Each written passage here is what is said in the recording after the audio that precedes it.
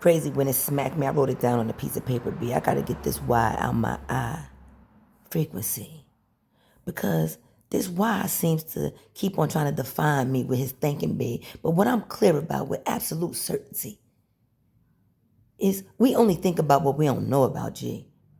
Because who got to think about 1 + 1 and what it's going to equal, boo?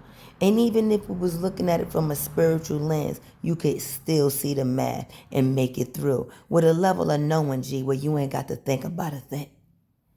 But when your thoughts get projected at me, hurled as if they were truly my identity, as if you had the power to define that great I that abides inside me. Me being all of the facets that make me human, you see. But that I, it is the unction, it's the function, it is what gives me the power to be. I don't possess this alone, you see. This is the great energy that flows through all love, G. The perfect essence of all, the essence of what it means to be God, y'all.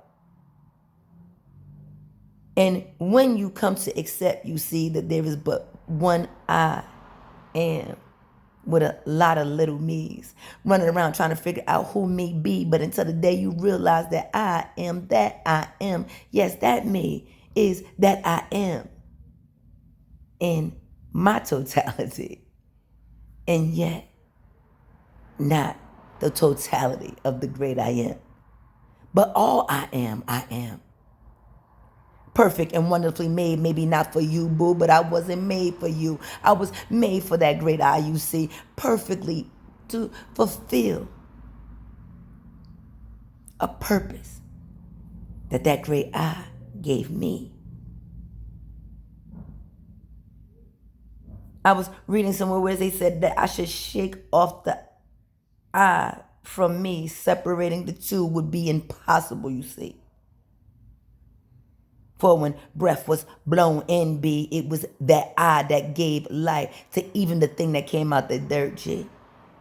But like I've made it clear since the beginning, you see, you got to go back a little bit further for my story, B. This operation in me, this apparatus you see to give me the ability to breathe when life tries to take breath away, G.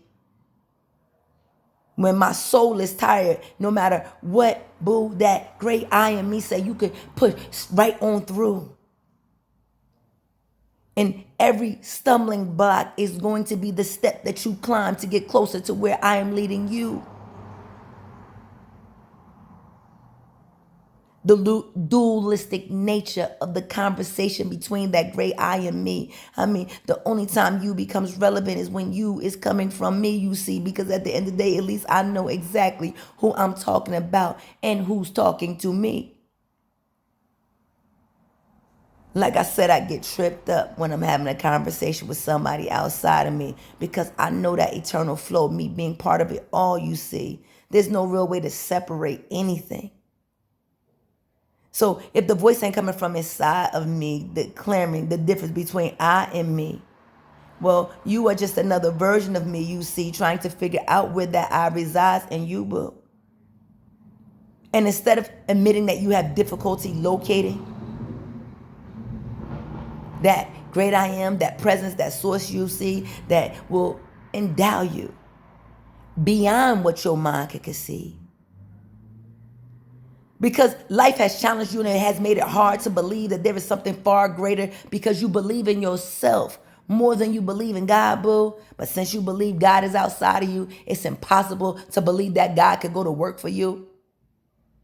But on the day when you find that I that resides inside, that's the day you can no longer hide from I. You find you and I ain't nothing but me.